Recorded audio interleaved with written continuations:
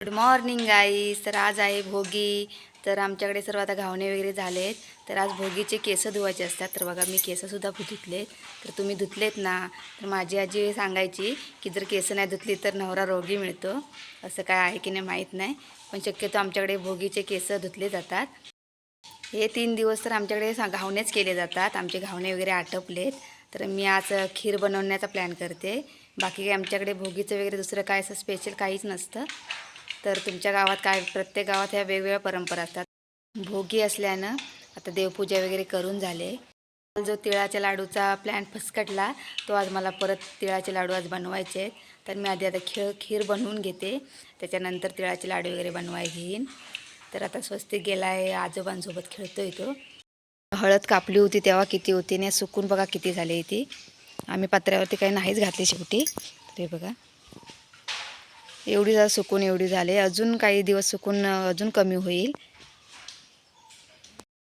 हे नारळ पहा, माझं लग्न झालं तेव्हा ही नारळ लागतच नव्हती, तर आम्ही तोडून टाकणार होतो. तर आता थोडे थोडे नारळ लागायला लागलेत. खिरीच्या तयारीला लागले. मी 1 वाटी खोबरं घेतलं आहे, ते मी पूर्ण खवणून घेणार आहे आता. माझ्याकडे थोड्या एक्स्ट्राच वेलच्या होत्या, तर म्हटलं की थोड्याची वेलची पूड करून ठेवावी, म्हणून मी थोड्या वेलची पूड करण्यासाठी भाजून घेतल्या आणि थोडी वेलच्या बाजूला काढून ठेवल्या.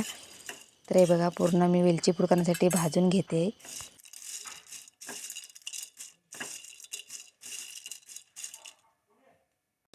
हे पहा इथे मी वेलची पूर्ण भाजून घेते, जेणेकरून ते मिक्सरला पूर्ण वाटली जाईल. सालीसकट घेते.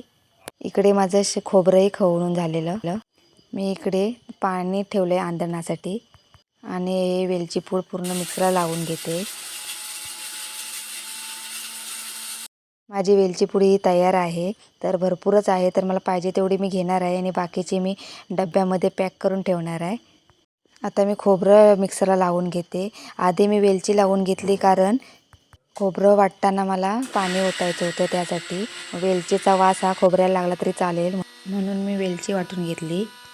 तेवढ्यात हा स्वस्तिक तिथे आला. तर मी अचानक थोड्या वेळाने ते बटनच बंद केलं.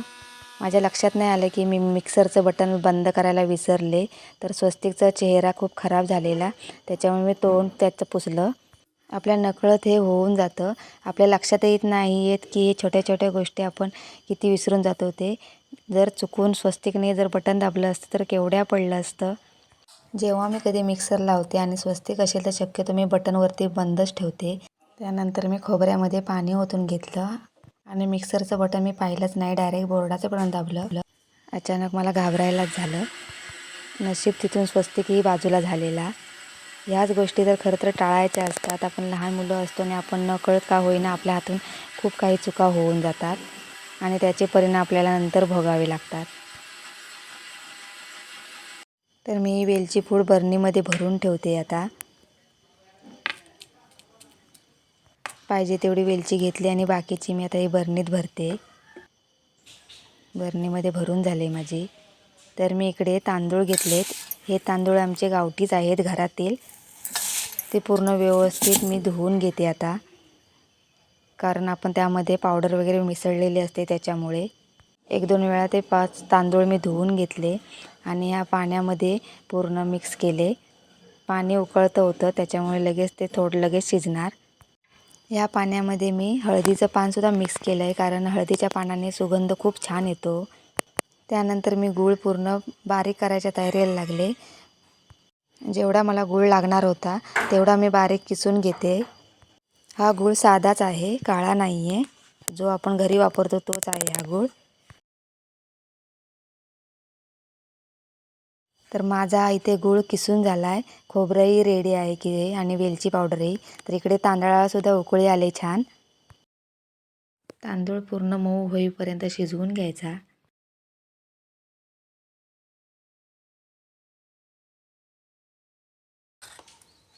तांदूळा पूर्ण शिजत आला आहे. वासही खूप छान येतो आहे, कारण हळदीचं पान आहे त्याच्यामुळे. हळदीच्या पानाला खरंच खूप सुगंध येतो छान. तर इथे मी ड्रायफ्रूट्स घेतले आहेत, ते पूर्ण बारीक करून घेते मी आता. खूप बदाम काय मला पाण्यामध्ये फुगत घालता आले नाहीत, तर मी आता तसेच घेतले आहेत कच्चे. पूर्ण बारीक करून घेते. तेवढ्यात आई बाहेरून आल्या. त्यांना म्हटलं खीर शिजले काय पहा. तर म्हणाल्या हो. तर त्यांनी मग ते खोबरं किसलेले टाकून घेतलं आणि वेलची पावडरसुद्धा टाकून घेतली. त्यानंतर गूळ टाकून घेतला आणि पूर्ण ढवळले. बघा खिरीचा सुगंध सुटला आहे. ते पहा आई ढवळत आहेत. आमच्या लाडक्या बहिणीचा विषय चालला आहे, पैसे आले त्याचा, तर त्याच्यामुळे आई हसतायत. त्यानंतर आईने ड्रायफ्रूट्स वगैरे टाकून घेतले. काल्यामिरीसुद्धा खूप कमी केला आहे, कारण जर जास्त केला तर खीर करपेल म्हणून आम्ही जास्त लाकडं लावले नाही आहेत. त्यानंतर मी दूध आता टाकून घेते. खरं तर दुधाची गरज नाही आहे, कारण आपण खोबरंच पूर्ण मिक्सरला टाकून घेतलं आहे, त्याचंच दूध बनलं होतं. तर हे बा मला तरी पण काहीतरी वाटते की काहीतरी कमी आहे. तर मला लक्षात आलं की हळद नाही आहे, तर त्याच्यामध्ये मी हळद टाकून घेतली. त्याने छान कलर आला पहा. दिसायलाही खूप छान दिसते आता खीर. तर आपली खीर आता खाण्यासाठी तयार आहे. खूप छान शिजले, पूर्ण मेणासारखी. आपली खीर तयार आहे. हे पहा. हळद ही ऑप्शनल आहे, ते आपण वापरू शकतो किंवा नाही. मी आता थोडी स्वस्तिकला भरवण्यासाठी घेते खीर काढून बाजूला. गरमच आहे खूप. हो आता खीर खातोय. बाबा बघ बाबा, हाय कर, हाय कर. खीर खाते सांग, खीर खाते. काय खातोस? काय खातोस?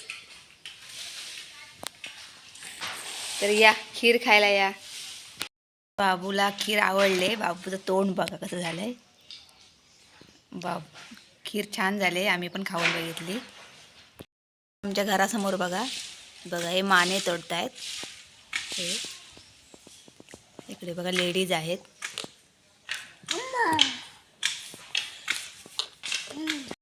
तर मंडळी खीर खायला या. आणि आमचा हा व्हिडिओ तुम्हाला कसा वाटला ते नक्की सांगा. कमेंट करा, शेअर करा आणि सबस्क्राईब करायला विसरू नका.